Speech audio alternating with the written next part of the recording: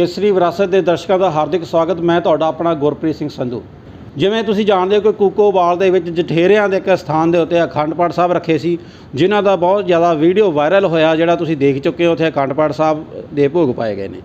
उस मौके के उत्ते जिहड़ी रोकण वाली धिर सी, वो रोकण वाली धिर दे विच जिहड़े प्रमुख तौर ते सब तो मोहरे सीगे वो भाई दविंदर सिंह सीगे। तो अज सरदार दविंदर सिंह होनी साडे नाल ने। असीं इन्हां कोलों जाणांगे कि इन्हां दी नज़र विच वो मामला की है, उत्थे किहड़ी चीज़ जिहड़ी आ मनमत किहड़ी हो रही है, जो उत्थे नहीं होना चाहिए। तो आओ आपां इन्हां कोलों सारा कुछ जानने की कोशिश करते हैं। हाँ जी भाई साहब। भाई साहब, वाहिगुरू जी का खालसा वाहिगुरू जी की फतेह। मैं दविंदर सिंह खालसा पिंड कुकूवाल जी। साडे पिंड विच जो एक कनाल 18 मरले जगह वो हिंदुआं मकूजा जठेरिਆਂ ਦੇ ਨਾਂ ਤੇ ਬੋਲਦੀ ਹੈ। ਪਿੰਡ ਵਿੱਚ ਕੁਝ ਅਜਿਹੀਆਂ ਜਗ੍ਹਾ ਹੁੰਦੀਆਂ ਹਨ ਜੋ ਕਿ ਪੰਚਾਇਤ ਦੇ ਅੰਡਰ ਹੁੰਦੀਆਂ ਹਨ, ਜਿਵੇਂ ਕਿ ਸਕੂਲ, ਸ਼ਮਸ਼ਾਨ ਘਾਟ, ਛੱਪੜ, ਇਹ ਜਠੇਰੇ। ਜੋ ਗੁਰਦੁਆਰਾ ਸਾਹਿਬ ਹੁੰਦਾ ਹੈ, ਗੁਰਦੁਆਰਾ ਸਾਹਿਬ ਪਿੰਡ ਦਾ ਆਪਣਾ ਹੁੰਦਾ ਹੈ ਜੀ।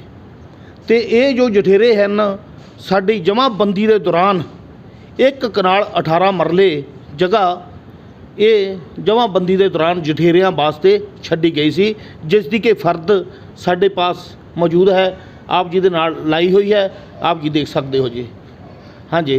तो उसके बाद इत्थे अकाल तख्त साहब के हुक्मनामे हैं कि जठेरिਆਂ, मड़ियाँ, मसाणा, समाधां, कबरां, पैलसां विच श्री अखंड पाठ साहब धन धन साहिब श्री गुरु ग्रंथ साहिब महाराज जी के स्वरूप लिजाने अकाल तख्त साहब तो मना हैं जी। जिसका कि हौली हौली भाई दविंदर सिंह जाके मैनू पता लगा, मेरे हथ हुक्मनामा आया, तो मैं वो हुक्मनामा अपने जो पिंड के गुरुद्वारा साहब हैं उन्हां दी कंध के उत्ते लगाया, ले जाके कंध के उत्ते लगाया। तीजे दिन देखा कि ये तो बई जठेरिਆਂ ते रोक लगा लाउण, तो इन्हां ने वो जठेरिਆਂ का हुक्मनामा लीरो लीर कर छड़िया। लीरो लीर करता इस दे उत्ते भी काफ़ी विवाद चलिया। तो उस तो बाद श्री अखंड पाठ साहब रखने सन। तो उस तो बाद असी अपनियां जथेबंदियां बुलाइयां। जथेबंदियां बुला के इन्हां ने 25-30 पाठ रखने सन। तो 13 महाराज के स्वरूप बिना दसे चोरी सवेरे सवेरे ये लै गए सन। जदों खुस्सा साहब आए थे उस तो पहला ये वो स्वरूप लिजा चुके सन। तो वैसे असी 10 बजे लैके जाने जी महाराज के स्वरूप। जो अखंड पाठ साहब रखने होण तो 10 बजे लैके जाइदे आ। ये तड़के ही उत्थे लिजा के 13 स्वरूपों के पाठ इन्हां ने 9 बजे तक शुरू किए। तो जदों असी अंदर देखा तो फटाफट गए तो उन्हां तो पाठ रुकवाए। पाठ रुकवा के जो विवाद चलिया वो पुरानी वीडियो दे विच 2019-2018 वाली विच है सारा कुछ, जिवें कि हुण तुहानूं दिखाया मैं। तो वो दिखाने तो बाद असी क्या भाई चलो इन्हां ने गलती कर ली है। साडे भाई बख्शीश सिंह जी, भाई अवतार सिंह जी तो होर जथेबंदियां फगवाड़े तो भी आईयां सन। उन्होंने कहा कि चलो इन्हां ने गलती कर ली है, ये तो हुण रख ले हैं पाठ, असी महाराज दे नाल असी छेड़खानी नहीं कर सकते। चलो असी आ पाठ जो रखे हैं 13 तुसीं 13 पाठ करो, इस तो बाद पाठ नहीं रखे जाएंगे। इत्थे पुलिस प्रशासन सारे मौजूद सन। उस दे विच लिखा पढ़ी भी हुई है। लिखा पढ़ी हुई है वो चलो मैं जूनीयर सगा, जथेदार साहब से फगवाड़े तो जथेबंदियां आईयां सन, खोसा साहब आए सन, तो उन्होंने कोल चले गई। तो उहदे विच इन्हां नूं क्लीयर इन्हां ने मन्निया होया है, इहदे विच भी है कि अगे तो पाठ नहीं होणगे। लेकिन अच्छा एक चीज़ इत्थे थोड़ा दसदे जाओ। तुसीं जिवें दस्सिया जंजूआ गोत जठेरिਆਂ ਦਾ है। जंजूआ गोत जिहड़ा पिंड है वो जंजूआ गोत वाले का है सारा, जां बाहर ने किन्ने कुछ लोग ने पिंड दे विच जंजूआ? तकरीबन 60-65 घर जंजूआ दे हन। उन्हां दे विच 10-12 घर प्रहार गोत दे हन, जो कि बीबी तुहानूं इंटरव्यू दे विच बोल रही है मेरे बारे उल्टा पुल्टा। वो बीबी प्रहारां दी है। वो मैनूं नहीं समझ आउंदी कि वो जंजूआ गोत दे विच वाद विवाद फैलाउण लई ਜਾਂ ਸਾਨੂੰ ਮਰਵਾਉਣ ਲਈ ਆਪਸ ਵਿੱਚ ਲੜਾਉਣ ਲਈ ਗਈ ਹੈ। ਉਹਦਾ ਉੱਥੇ ਜਾਣਾ नहीं बनता सी। उसने ज़्यादा फसाद नूं चुक्या। मेरे बारे उसने बहुत कुछ उल्टा पुल्टा बोलिया, जो कुछ भी बोलिया है वो वाहिगुरू जानते हैं। अपने आप वो सच्चे पातशाह सज़ा देणगे जी। ਜਿਸ ਵੀਡੀਓ ਬਾਰੇ ਭਾਈ ਦਵਿੰਦਰ ਸਿੰਘ ਜੀ ਗੱਲ ਕਰ ਰਹੇ ਨੇ, ਉਹ ਵੀਡੀਓ ਦਾ ਲਿੰਕ ਕੇਸਰੀ ਵਿਰਾਸਤ YouTube ਚੈਨਲ ਦੇ ਉੱਤੇ ਤੁਸੀਂ ਸਰਚ ਵੀ ਕਰ ਸਕਦੇ ਹੋ, ਨਹੀਂ ਤਾਂ ਤੁਹਾਨੂੰ ਲਿੰਕ ਜਿਹੜਾ ਇਸ ਵੀਡੀਓ ਥੱਲੇ ਸਬਸਕ੍ਰਿਪਸ਼ਨ ਵਿੱਚ ਵੀ ਦੇ ਦਾਂਗੇ, ਕਮੈਂਟਸ ਬਾਕਸ ਵਿੱਚ ਦੇ ਦਾਂਗੇ, ਔਰ ਉੱਥੋਂ ਤੁਸੀਂ ਜਾ ਕੇ ਦੇਖ ਸਕਦੇ ਹੋ ਕਿ ਉਸ ਦਿਨ ਜਿਹੜੀ ਦੂਜੀ ਧਿਰ ਆ ਉਹਨਾਂ ਵੱਲੋਂ ਕੀ ਦਾਅਵੇ ਕੀਤੇ ਗਏ ਸੀਗੇ। ਤਾਂ ਭਾਈ ਸਾਹਿਬ ਦਾ ਇਤਰਾਜ਼ ਹੈ ਕਿ ਉੱਥੇ ਜਿਹੜੇ ਲੋਕ ਸੀਗੇ ਉਹ ਜੰਜੂਆ ਗੋਤ ਨਾਲ ਵੀ ਸੰਬੰਧਿਤ ਨਹੀਂ ਸੀਗੇ, ਆਮ ਲੋਕ ਵੀ ਵਿੱਚ ਹੋਰ ਜਿਹੜੇ ਜੰਜੂਆ ਗੋਤ ਤੋਂ ਇਲਾਵਾ ਜਿਹੜੇ ਜਠੇਰਿਆਂ ਤੋਂ ਇਲਾਵਾ ਜਿਹੜੇ ਲੋਕ ਨੇ ਉਹ ਵੀ ਉੱਥੇ ਸ਼ਾਮਲ ਸੀ। ਹੁਣ ਗੱਲ ਭਾਈ ਸਾਹਿਬ ਆ ਜਾਂਦੀ ਹੈ ਅਖੰਡ ਪਾਠ ਸਾਹਿਬ ਉੱਥੇ ਰਖਾਉਣ 'ਤੇ, ਤੁਸੀਂ ਕਹਿੰਦੇ ਠੀਕ ਹੈ ਅਕਾਲ ਤਖ਼ਤ ਸਾਹਿਬ ਤੋਂ ਹੁਕਮਨਾਮਾ ਸਾਹਿਬ ਹੈ ਕਿ ਜਠੇਰਿਆਂ ਦੇ ਸਥਾਨ 'ਤੇ ਮੜੀਆਂ ਮਸਾਣਾਂ 'ਤੇ ਜਿਹੜੇ ਆ ਉਹ ਨਹੀਂ ਰੱਖੇ ਜਾ ਸਕਦੇ।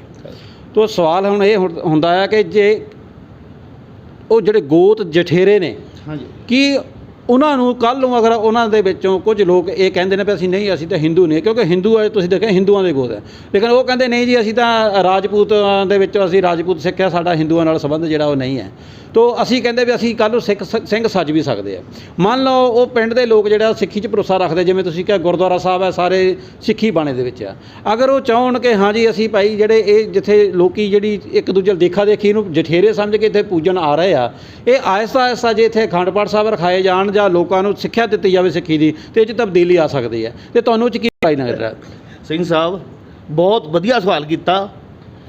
ਇਹ ਤੁਸੀਂ ਆਪ ਵੀ ਹੁਣ ਜਾ ਕੇ ਦੇਖ ਕੇ ਆਏ ਆ, ਇਹ ਨਿਹੰਗਾਂ ਦੇ ਨਾਲ 2020 ਦੇ ਵਿੱਚ ਜੋ ਵੀਡੀਓ ਤੁਸੀਂ ਪਾਈ ਹੋਈ ਹੈ, ਇਹਨਾਂ ਨੇ ਸਮਝੌਤਾ ਕੀਤਾ ਸੀ ਕਿ ਇੱਥੇ ਪੱਕਾ ਗੁਰਦੁਆਰਾ ਸਾਹਿਬ ਬਣਾਵਾਂਗੇ, ਅਸੀਂ ਵੀ ਸਾਈਨ ਕੀਤੇ, ਮੰਨੇ ਹੋਏ ਆ ਹੈ, ਲੇਕਿਨ ਇਹ ਆਪਣੇ ਸਮਝੌਤੇ ਤੋਂ ਆਪ ਮੁਕਰੇ ਔਰ ਇਹਨਾਂ ਨੇ ਉੱਥੇ ਦੂਜੇ ਦਿਨ ਦੀਆਂ ਮੇਰੇ ਕੋਲ ਵੀਡੀਓਆਂ ਹਨ, ਉੱਥੇ ਦੂਜੇ ਦਿਨ ਜਿੱਦਣ ਅਖੰਡ ਪਾਠ ਸਾਹਿਬ ਰੱਖੇ ਨਿਹੰਗਾਂ ਨੇ ਰਖਵਾਏ, ਨਿਹੰਗ ਸਿੰਘ ਆਏ, ਉਹਨਾਂ ਨੇ ਅਖੰਡ ਪਾਠ ਸਾਹਿਬ ਰਖਵਾਏ, ਉਹਨਾਂ ਨਾਲ ਜੋ ਇਹਨਾਂ ਨੇ ਸਮਝੌਤਾ ਕੀਤਾ ਸੀ, ਪਿੰਡ ਵਾਲੇ ਜੋ ਕਮੇਟੀ ਵਾਲੇ ਹਨ ਉਹਦੇ ਵਿੱਚੋਂ ਵੀ ਫੇਲ ਹੋ ਗਏ, ਉਹਨਾਂ ਨੂੰ ਵਿਚਾਰਿਆਂ ਨੂੰ ਨਿਹੰਗ ਸਿੰਘਾਂ ਨੂੰ ਵੀ ਇਹਨਾਂ ਨੇ ਬਾਹਰ ਦੌੜਾਇਆ ਜਠੇਰਿਆਂ ਤੋਂ, ਬਾਹਰ ਲੜਾਈ ਕਰਕੇ ਉਹਨਾਂ ਨੂੰ ਕੱਢਿਆ ਜਠੇਰਿਆਂ ਤੋਂ।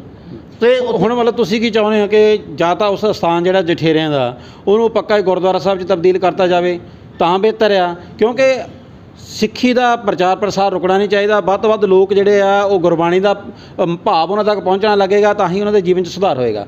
ਦੂਜੀ ਗੱਲ ਇਹ ਹੈ ਕਿ ਜਿਵੇਂ ਆਪਾਂ ਗੱਲ ਕਰਦੇ ਹਾਂ ਅਖੰਡ ਪਾਠ ਸਾਹਿਬ ਰਖਾਏ ਨੇ, ਜਦੋਂ ਆਪਾਂ ਗੁਰੂ ਗ੍ਰੰਥ ਸਾਹਿਬ ਮਹਾਰਾਜ ਦੇ ਸਾਹਮਣੇ ਜਾਂਦੇ ਹਾਂ, ਕੋਈ ਵੀ ਹਰ ਭਾਵਨਾ ਵਾਲਾ ਹੈ ਗੁਰਸਿੱਖ ਆ, ਕੋਈ ਦੁਨਿਆਵੀ ਪਦਾਰਥ ਮੰਗਦਾ, ਕੋਈ ਚੀਜ਼ ਮੰਗਦਾ, ਕੋਈ ਚੀਜ਼ ਮੰਗਦਾ, ਅਤੇ ਅਗਰ ਉਹ ਆਪਣੀ ਭਾਵਨਾ ਕਿ ਗੁਰੂ ਗ੍ਰੰਥ ਸਾਹਿਬ ਦੇ ਵਿੱਚ ਕਿਹੜਾ ਸਰੂਪ ਦੇਖਦਾ, ਅਸੀਂ ਗੁਰੂ ਗ੍ਰੰਥ ਸਾਹਿਬ ਦੇ ਵਿੱਚ ਗੁਰੂ ਗੋਬਿੰਦ ਸਿੰਘ ਮਹਾਰਾਜ ਨੂੰ ਦੇਖਦੇ ਹਾਂ, ਗੁਰੂ ਨਾਨਕ ਦੇਵ ਮਹਾਰਾਜ ਨੂੰ ਵੀ ਦੇਖਦੇ ਹਾਂ, ਅਸੀਂ ਭਗਤਾਂ ਨੂੰ ਵੀ ਦੇਖਦੇ ਹਾਂ, ਅਸੀਂ ਸਾਰਿਆਂ ਨੂੰ ਦੇਖਦੇ ਹਾਂ। ਮੰਨ ਲਓ ਅਗਰ ਕਿਸੇ ਦੀ ਭਾਵਨਾ ਜੁੜੀ ਆ, ਉਹਦੀ ਆਪਣੀ ਇੱਕ ਅਰਦਾਸ ਆ, ਉਹਦੀ ਆਪਣੀ ਇੱਕ ਭਾਵਨਾ ਆ, ਚਾਹੇ ਉਹ ਜਠੇਰੇ ਸਮਝ ਕੇ ਉੱਥੇ ਝੁਕ ਰਿਹਾ, ਜਠੇਰੇ ਮਤਲਬ ਉਹਦੇ ਲਈ ਵੱਡੇ ਵਡੇਰੇ ਆ, ਉਹਦੇ ਲਈ ਸਨਮਾਨਯੋਗ ਆ, ਅਤੇ ਸਨਮਾਨਯੋਗ ਸਾਡੇ ਸਾਰੇ ਪੂਰਵਜ ਨੇ ਜਿਨ੍ਹਾਂ ਦੇ ਅਸੀਂ ਕਦਮ ਚਿੰਨ੍ਹਾਂ 'ਤੇ ਚੱਲਦੇ ਹਾਂ। ਅਤੇ ਮੈਨੂੰ ਲੱਗਦਾ ਕਿ ਜੇ ਅਗਰ ਇਸ ਤਰ੍ਹਾਂ ਦੀ ਭਾਵਨਾ ਉਹਦੀ ਕੋਈ ਵੀ ਹੋਵੇ, ਅਸੀਂ ਉਸ ਡਿਸਪਿਊਟ 'ਚ ਪੈਣ ਦੀ ਥਾਂ 'ਤੇ ਕਿ ਉਹ ਜੀ ਆਪਣੇ ਜਠੇਰੇ ਸਮਝ ਕੇ ਆਇਆ, ਜੇ ਅਸੀਂ ਇਸ ਗੱਲ ਵੱਲ ਜ਼ਿਆਦਾ ਧਿਆਨ ਦਿੰਦੇ ਹਾਂ ਕਿ ਅਗਰ ਸੰਗਤ ਚਾਹੁੰਦੀ ਹੈ ਪਿੰਡ ਦੀ ਕਿ ਉਸ ਅਸਥਾਨ ਨੂੰ ਜਠੇਰਿਆਂ ਦਾ ਸਥਾਨ ਨਾ ਰੱਖ ਕੇ ਗੁਰਦੁਆਰਾ ਸਾਹਿਬ ਰੱਖਿਆ ਜਾਵੇ, ਅਤੇ ਤੁਹਾਨੂੰ ਨਹੀਂ ਲੱਗਦਾ ਕਿ ਵਧੀਆ ਹੱਲ ਨਿਕਲ ਸਕਦਾ ਇਸ ਮਾਮਲੇ ਦਾ? ਜੀ ਸਿੰਘ ਸਾਹਿਬ ਬਹੁਤ ਵਧੀਆ ਸਵਾਲ ਕੀਤਾ ਹੈ ਤੁਸੀਂ।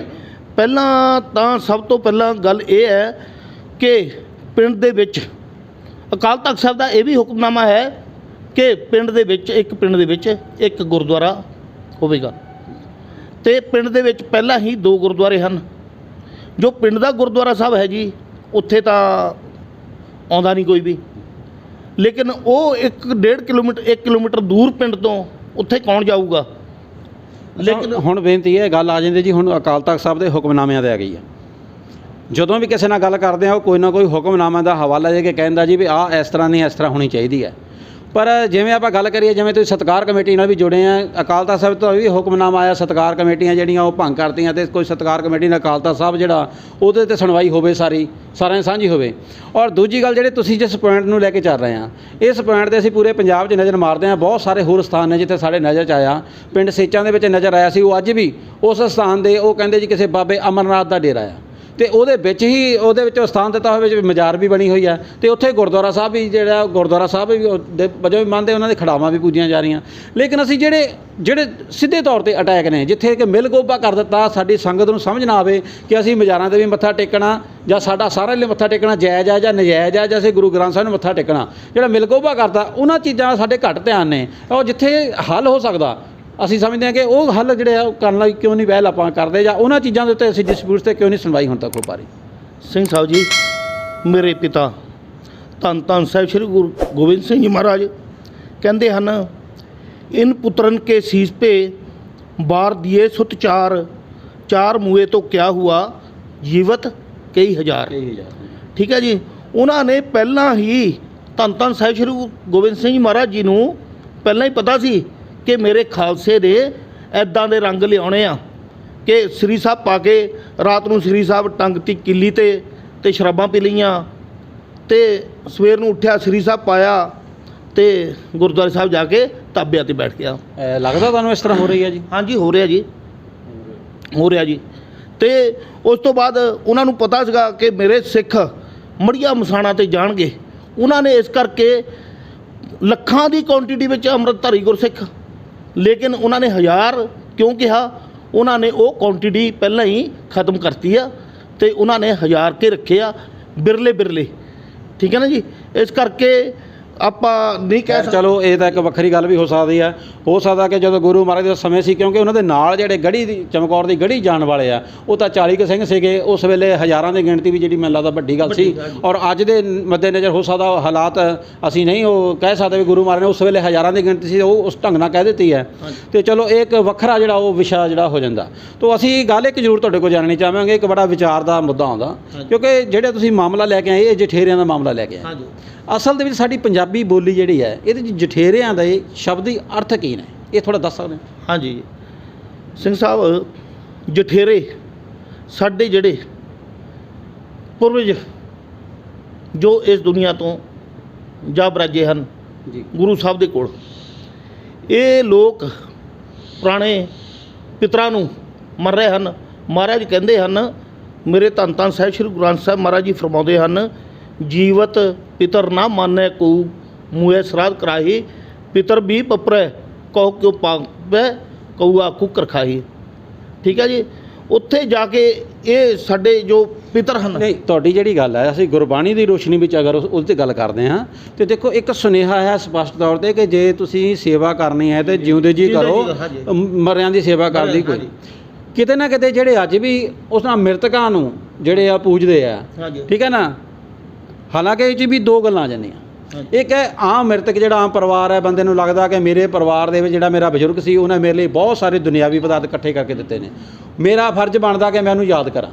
ਉਹਦੀ ਕੋਈ ਵੀ ਨਿਸ਼ਾਨੀ ਬਣਾ ਕੇ ਬਹਿ ਗਿਆ ਤੇ ਉਹਦੇ 'ਤੇ ਉਹਨੂੰ ਲੱਗਦਾ ਕਿ ਉਹਨੇ ਪੂਜਾ ਕਰਤੀ, ਉਹਨਾਂ ਨੂੰ ਦੇ ਦਿੱਤਾ, ਜਿਵੇਂ ਕਿ ਪੁਰਾਣੀ ਹਿੰਦੁਸਤਾਨ ਦੀ ਪ੍ਰਥਾ ਚੱਲੀ ਆ ਰਹੀ, ਵਿਸ਼ਵਾਸ ਚੱਲੇ ਆ ਰਹੇ, ਉਹਦੇ ਤਹਿਤ ਉਹ ਹਲੇ ਲੱਗਾ ਆ, ਜਿਹਦੇ ਤੱਕ ਸਿੱਖੀ ਦੀ ਮਹਿਕ ਨਹੀਂ ਪਹੁੰਚੀ, ਜਿਹਨੂੰ ਸਿੱਖੀ ਦਾ ਫਲਸਫਾ ਹਲੇ ਸਮਝ ਨਹੀਂ ਆਇਆ।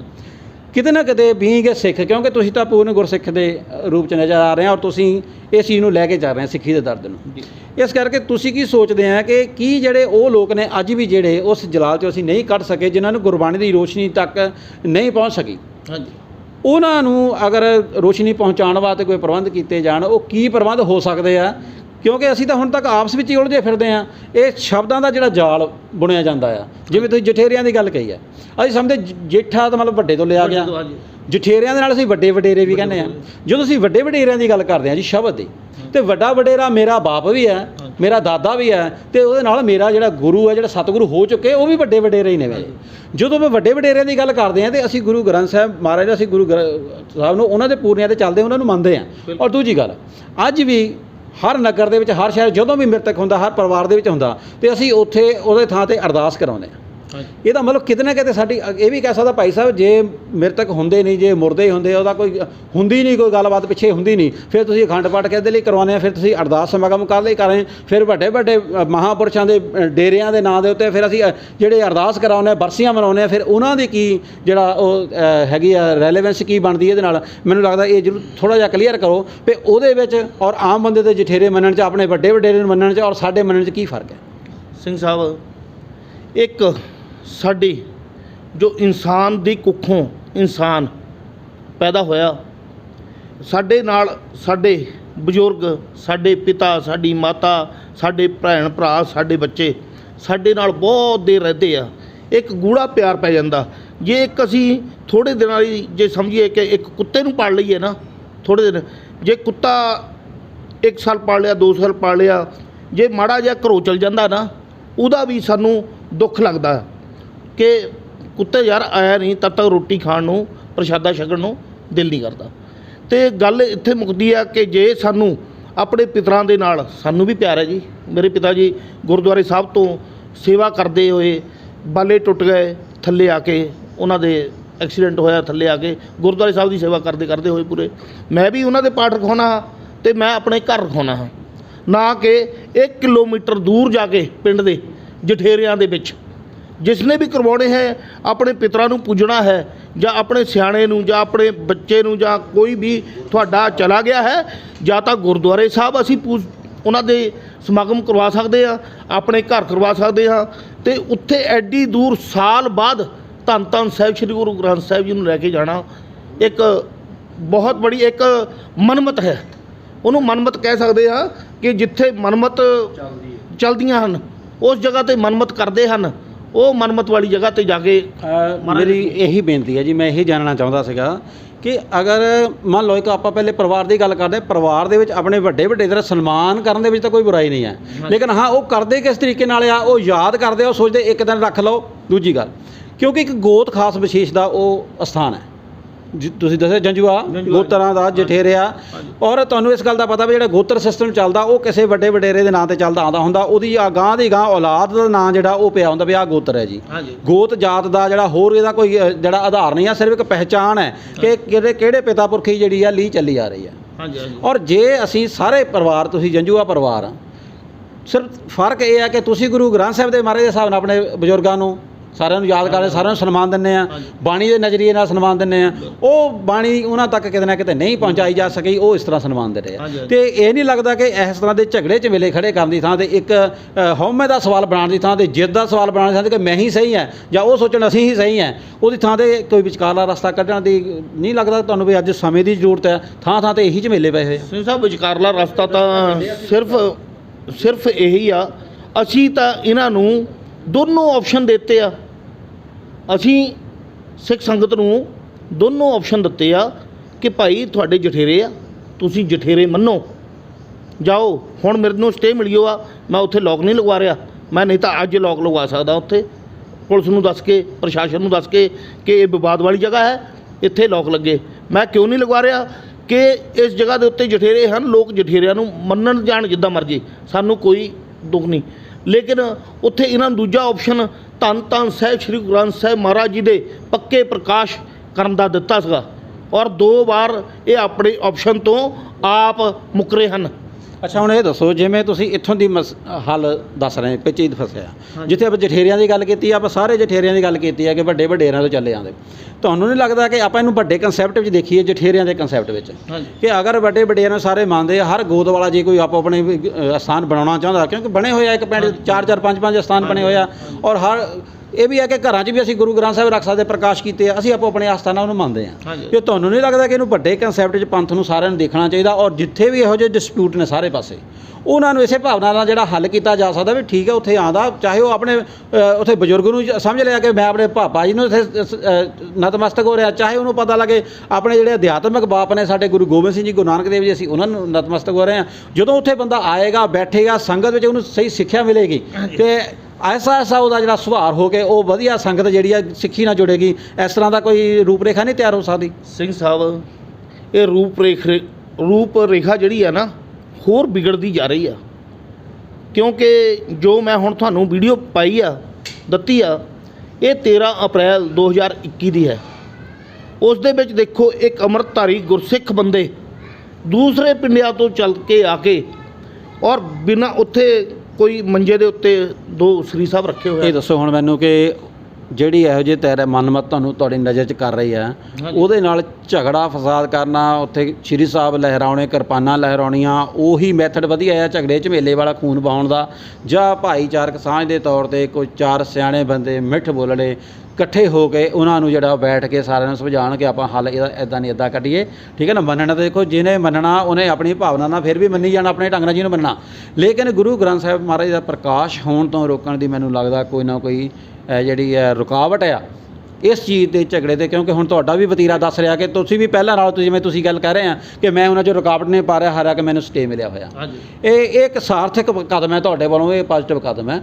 ਪਰ ਇਹ ਜਿਹੜਾ ਕਦਮ ਹੈ ਇਹ ਬੋਲਾਂ ਰਾਹੀਂ ਔਰ ਇੱਕ ਟੀਮ ਰਾਹੀਂ, ਕੁਝ ਸੂਝਵਾਨ ਜਿਹੜੀ ਸੰਗਤ ਹੈ ਉਹਦੇ ਰਾਹੀਂ ਵੀ ਪਿੰਡ ਵਾਸੀਆਂ 'ਚ ਪਹੁੰਚ ਸਕਦਾ ਆ, ਇਹਦੀ ਸੰਭਾਵਨਾ ਹਲੇ ਆ ਰਹੀ ਹੈ ਜਾਂ ਕਿ ਤੁਹਾਨੂੰ ਲੱਗਦਾ ਕਿ ਹਲੇ ਪੇਚ ਐਵੇਂ ਫਸੇ ਰਹਿਣਗੇ? ਸਿੰਘ ਸਾਹਿਬ, ਇਹ ਵੀ ਤੁਸੀਂ ਬਹੁਤ ਵਧੀਆ ਸਵਾਲ ਕੀਤਾ। ਇੱਕ ਜਿਹੜੀ ਦੁਬਿਧਾ ਹੈ ਨਾ, ਉਹ ਗੁਰਦੁਆਰਾ ਸਾਹਿਬ ਦਾ ਜਿਹੜਾ ਸਾਡਾ ਰਿਲੀਜੀਅਸ ਟੀਚਰ ਸਾਡੇ ਗੁਰਦੁਆਰੇ ਦਾ ਪ੍ਰਧਾਨ ਸਾਹਿਬ ਹੁੰਦਾ ਜੀ। ਪ੍ਰਧਾਨ ਸਾਹਿਬ ਨੇ ਸਾਡੇ ਨਿੱਕੇ ਬੱਚੇ, ਇੰਨੇ ਬੱਚੇ ਸਾਰੇ ਹੀ ਝੂਠ ਬੋਲਣ ਤੇ ਲਾਤੇ ਉਸ ਜਗ੍ਹਾ ਨੂੰ। ਮਾਫ਼ ਕਰਨਾ ਜੀ, ਇੱਕ ਤੁਹਾਡਾ ਵਿੱਚ ਮੈਂ ਕੱਟ ਰਿਹਾ ਗੱਲ। ਤੁਸੀਂ ਗੱਲ ਕਹੀ ਹੈ ਕਿ ਰਿਲੀਜੀਅਸ ਜਿਹੜਾ ਟੀਚਰ ਹੈ ਉਹ ਪ੍ਰਧਾਨ ਹੁੰਦਾ। ਹਾਂਜੀ। ਮੈਨੂੰ ਲੱਗਦਾ ਕਿ ਪ੍ਰਧਾਨ ਜਿਹੜਾ ਸਿਰਫ ਉੱਥੋਂ ਦੇ ਪ੍ਰਬੰਧਾਂ ਦੀ ਨਿਗਰਾਨੀ ਕਰ ਰਿਹਾ, ਰਿਲੀਜੀਅਸ ਟੀਚਰ ਜਿਹੜਾ ਤੁਹਾਡਾ ਗੁਰੂ ਮਹਾਰਾਜ ਦਾ ਅਸੀਂ ਜਿਹਨਾਂ ਨੂੰ ਵਜ਼ੀਰ ਕਹਿੰਦੇ ਆ, ਉਹ ਗ੍ਰੰਥੀ ਸਿੰਘ ਹੁੰਦੇ ਨੇ। ਤੇ ਇਹਦੇ ਤੇ ਥੋੜ੍ਹਾ ਜਿਹਾ ਆਪਾਂ ਕਨਫਿਊਜ਼ਨ ਵਾਲੀ ਜਿਹੜੀਆਂ ਗੱਲਾਂ ਸੰਗਤ ਨੂੰ ਜਿਹੜੀ ਸਮਝ ਆਉਣੀ ਚਾਹੀਦੀ ਹੈ ਕਿ ਹਾਂ, ਕਿ ਜਿਹੜਾ ਵੀ ਕੋਈ ਕਾਰਨ ਹੋਵੇ ਉਹ ਸੱਜਣ ਨੂੰ ਸਮਝਾਇਆ ਸਕਦਾ। ਉਹ ਇੱਕ ਹੈ ਨਾ, ਉਹ 2 4 5 ਲੋਕ ਹੈ ਨਾ, ਉਹਨਾਂ ਦੇ ਨਾਲ ਸੰਵਾਦ ਤੇ ਰਚਾਇਆ ਜਾ ਸਕਦਾ ਨਾ। ਸਾਡਾ ਜਿਹੜਾ ਚੈਨਲ ਆ ਉਹ ਸੰਵਾਦ ਦਾ ਕਿਤੇ ਆਧਾਰ ਬਣ ਸਕੇ। ਤੁਹਾਨੂੰ ਲੱਗਦਾ ਕਿ ਇਹੋ ਜਿਹੀ ਸੰਭਾਵਨਾ ਹੈ, ਤੁਹਾਡੇ ਵੱਲੋਂ ਕੋਈ ਗੁੰਜਾਇਸ਼ ਹੈ? ਜੀ ਸਿੰਘ ਸਾਹਿਬ, ਇਹ ਇੱਦਾਂ ਆ ਕਿ ਜੋ ਸਾਡੇ ਇਸ ਵੇਲੇ ਗੁਰਦੁਆਰਾ ਸਾਹਿਬ ਦੇ ਪ੍ਰਧਾਨ ਸਾਹਿਬ ਹਨ, ਉਹ ਗੁਰਦੁਆਰਾ ਸਾਹਿਬ ਦੇ ਪ੍ਰਧਾਨ ਸਾਹਿਬ ਵੀ ਹਨ ਅਤੇ ਗੁਰਦੁਆਰੇ ਸਾਹਿਬ ਦੇ ਪਾਠੀ ਵੀ ਉਹੀ ਹਨ ਅਤੇ ਜਠੇਰਿਆਂ ਦੇ ਪਾਠੀ ਵੀ ਸਾਧ ਮਸੰਦ ਉਹੀ ਹੈ। ਹੁਣ ਸੰਗਤ ਕੋਲੋਂ ਕੀ ਚਾਹੁੰਦੇ ਆ ਜਾਂ ਜਿਹੜੀਆਂ ਸਿੱਖ ਸੰਸਥਾਵਾਂ ਨੇ ਉਹਨਾਂ ਕੋਲੋਂ ਕੀ ਚਾਹੁੰਦੇ ਆ? ਮੈਂ ਤਾਂ ਸਿੱਖ ਸੰਸਥਾਵਾਂ ਤੋਂ ਸਾਧ ਸੰਗਤ ਨੂੰ ਇਹੀ ਬੇਨਤੀ ਕਰਦਾ ਹਾਂ ਕਿ ਸਾਧ ਸੰਗਤ ਜੀ, ਜੋ ਇੰਨੇ ਝੂਠੇ ਬੰਦੇ ਹਨ ਜਿਨ੍ਹਾਂ ਨੇ ਪੂਰੀ ਜੋ ਸਿੰਘ ਸਾਹਿਬ ਵੱਲੋਂ ਪਹਿਲੀ ਵੀਡੀਓ ਰਿਲੀਜ਼ ਹੋਈ ਹੈ ਉਹਦੇ ਵਿੱਚ ਇੱਕ ਝੂਠ ਬੋਲਿਆ ਹੋਇਆ ਹੈ ਕਿ ਇਹ ਇੱਕ ਮੈਨੂੰ ਹੋਰ ਸਮਝ ਨਹੀਂ ਆਉਂਦੀ। ਮੈਂ ਫੋਟੋਆਂ ਸਾਰੀਆਂ ਦਿੱਤੀਆਂ। 6x6 ਦੇ ਕਮਰੇ ਦੇ ਵਿੱਚ ਦੇਖੋ, ਜਿੱਥੇ 7 ਇੱਟਾਂ ਲੱਗ ਜਾਣ ਉਹਨੂੰ ਮੱਟੀ ਕਹਿੰਦੇ ਹਨ, ਜਿੱਥੇ ਥੋੜ੍ਹਾ ਜਿਹਾ 100-150 ਇੱਟ ਦੀ ਥੋੜ੍ਹੀ ਜਿਹੀ ਉੱਚੀ ਬਣਾ ਦਿਓ ਅਤੇ ਉਹਨੂੰ ਸਮਾਧ ਕਹਿੰਦੇ ਹਨ, ਅਤੇ ਜਿੱਥੇ ਗੁੰਮਦ ਬਣ ਗਿਆ ਉਹ ਵੱਡੇ ਤੋਂ ਵੱਡੀ ਸਮਾਧਾ ਹੋ ਜਾਂਦਾ ਆ। ਠੀਕ ਹੈ ਨਾ ਜੀ। ਉਹਨੂੰ ਹੁਣ 6x6 ਦੇ ਵਿੱਚ ਕਮਰੇ ਦੇ ਵਿੱਚ ਤੁਹਾਡੇ ਸਾਹਮਣੇ ਹੁਣ ਅਖੰਡ ਪਾਠ ਸਾਹਿਬ ਰੱਖੇ ਹੋਏ ਹਨ। ਇਹ ਹੋ ਗਈਆਂ ਜੀ ਉਹ ਗੱਲਾਂ ਜਿਹੜੀਆਂ ਹੁਣ ਤੱਕ ਸੀਗੀਆਂ, ਤੁਸੀਂ ਜਿਹੜੇ ਇਤਰਾਜ਼ ਸੀਗੇ, ਇਹ ਉਹਦੀ ਗੱਲ ਹੋ ਗਈ ਹੈ।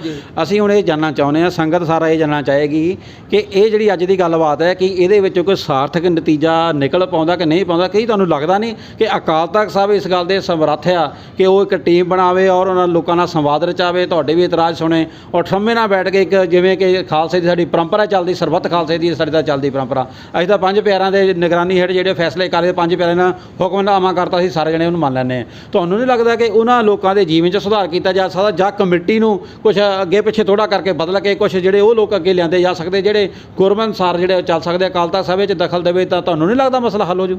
ਜੀ ਸਿੰਘ ਸਾਹਿਬ, ਬਹੁਤ ਵਧੀਆ ਗੱਲ ਹੈ ਜੀ। ਅਕਾਲ ਤਖਤ ਸਾਹਿਬ ਨੂੰ ਮੈਂ ਚਿੱਠੀਆਂ ਬਹੁਤ ਪਾਈਆਂ ਅਤੇ ਇੱਧਰੋਂ ਕੇਸਗੜ੍ਹ ਸਾਹਿਬ ਨੂੰ ਮੈਂ ਚਿੱਠੀਆਂ ਬਹੁਤ ਪਾਈਆਂ। ਪਰਸੋਂ ਵੀ ਮੈਂ ਕੇਸਗੜ੍ਹ ਦੇ ਜਥੇਦਾਰ ਸਾਹਿਬ ਨੂੰ ਮਿਲ ਕੇ ਆਇਆ ਅਤੇ ਪਰਸੋਂ ਇੱਧਰ ਹਰਪ੍ਰੀਤ ਸਿੰਘ ਸਾਹਿਬ ਨੂੰ ਵੀ ਮਿਲਣ ਗਿਆ ਸੀਗਾ, ਲੇਕਿਨ ਉਹ ਨਹੀਂ ਮਿਲੇ, ਬਦੰਤੀ ਸਾਹਿਬ ਦੇ ਭੋਗ ਦੇ ਉੱਤੇ ਸਨ। ਅਤੇ ਗੱਲ ਇਹ ਹੈ ਕਿ ਜਿਹੜੇ ਉੱਥੇ ਇਹ ਬੰਦੇ ਭੇਜਦੇ ਹਨ ਉਸ ਜਗ੍ਹਾ ਨੂੰ ਛਾਣਬੀਣ ਕਰਨ ਵਾਸਤੇ, ਉੱਥੇ ਬੀਬੀ ਰਣਜੀਤ ਕੌਰ ਵੀ ਆਈ ਸੀਗੀ ਜੀ, ਜੋ ਕਿ ਸਾਡੀ ਸ਼੍ਰੋਮਣੀ ਕਮੇਟੀ ਦੀ ਮੈਂਬਰ ਹੈ। ਉਹ ਜਠੇਰਿਆਂ ਦੇ ਵਿੱਚ ਨਿਸ਼ਾਨ ਸਾਹਿਬ ਨੂੰ ਲੱਗੇ ਹੋਏ ਨੂੰ ਦੇਖ ਕੇ, ਜਦ ਕਿ ਮੇਰਾ ਬਾਪੂ ਧੰਨ ਧੰਨ ਸਾਹਿਬ ਸ਼੍ਰੀ ਗ੍ਰੰਥ ਸਾਹਿਬ ਉੱਥੇ ਨਹੀਂ ਸੀ, ਅਤੇ ਉਹ ਉੱਥੇ ਬੈਠ ਕੇ ਨਿਸ਼ਾਨ ਸਾਹਿਬ ਨੂੰ ਦੇਖ ਕੇ ਕਹਿ ਰਹੀ ਹੈ ਕਿ ਗੁਰਦੁਆਰਾ ਹੀ ਆ, ਹੋਰ ਕੀ ਹੈ। ਅਤੇ ਗੁਰਦੁਆਰਾ ਸਾਹਿਬ ਦੱਸ ਰਹੀ ਹੈ ਉੱਥੇ, ਅਤੇ ਉਸ ਗੁਰਦੁਆਰੇ ਸਾਹਿਬ ਨੂੰ ਮੈਂ ਕਿਹਾ ਮੇਰਾ ਬਾਪੂ ਤਾਂ ਮੈਡਮ ਦਿਖਾਈ ਨਹੀਂ ਦਿੰਦਾ, ਤੁਸੀਂ ਕਿੱਥੇ? ਫਿਰ ਉਹਨੂੰ ਦੇਖਿਆ ਕਿ ਕਿੱਥੇ, ਉਹ ਸੋਚ ਪੈ ਗਈ। ਇਹਨਾਂ ਜਠੇਰਿਆਂ ਦਾ ਪਹਿਲਾ ਨਾਮ ਸੀਗਾ ਜੀ ਗੁਰੂ ਨਾਨਕ ਦਰਬਾਰ। ਆਪਾਂ ਮੇਰੇ ਖਿਆਲ ਜੀ ਕਾਫੀ ਸਮਾਂ ਹੋ ਗਿਆ, ਆਪਾਂ ਉਸ ਚੀਜ਼ ਨੂੰ ਬਾਦਲ ਕਰੀਏ, ਜਿਹੜੇ ਦਰਸ਼ਕ ਨੇ ਉਹ ਵੀਡੀਓ ਦੇਖ ਲੈਣਗੇ। ਅਸੀਂ ਸਿਰਫ ਇਸ ਗੱਲ 'ਤੇ ਸੀ ਕਿ ਤੁਸੀਂ ਵਾਰ-ਵਾਰ ਤੁਹਾਡੀ ਜਿਹੜੀ ਦਿੱਕਤ ਹੈ ਤੁਹਾਨੂੰ ਇਹ ਲੱਗਦੀ ਹੈ ਹੁਣ ਤੱਕ ਕਿ ਤੁਸੀਂ ਵੱਖ-ਵੱਖ ਤਖਤ ਸਾਹਿਬਾਨ ਨੂੰ ਵੀ ਇਹਦੇ ਨੋਟਿਸ ਵਿੱਚ ਮਾਮਲਾ ਲੈ ਕੇ ਆਂਦਾ, ਪਰ ਉੱਥੇ ਕੋਈ ਸੁਣਵਾਈ ਨਹੀਂ ਹੋਈ। ਤੋ ਅਸੀਂ ਸੰਗਤ ਕੋਲ ਇੱਥੇ ਗੱਲਬਾਤ ਖਤਮ ਕਰਦੇ ਹੋਏ ਮਾਫੀ ਮੰਗਾਂਗੇ ਔਰ ਇਹ ਚਾਹਾਂਗੇ ਕਿ ਭਾਈ ਦਵਿੰਦਰ ਸਿੰਘ ਹੋਣੀ ਜਿਹੜਾ ਮਾਮਲਾ ਚੁੱਕਿਆ ਹੈ ਔਰ ਇਹਨਾਂ ਨੇ ਇਹ ਵੀ ਗੱਲ ਦੱਸਿਆ ਕਿ ਅਕਾਲ ਤਖਤ ਸਾਹਿਬ ਤੋਂ ਲੈ ਕੇ ਬਾਕੀ ਤਖਤ ਸਾਹਿਬਾਨ ਤੱਕ ਉਹਨਾਂ ਨੇ ਪਹੁੰਚ ਕੀਤੀ ਹੈ, ਪਰ ਹਾਲੇ ਸੁਣਵਾਈ ਨਹੀਂ ਹੋਈ।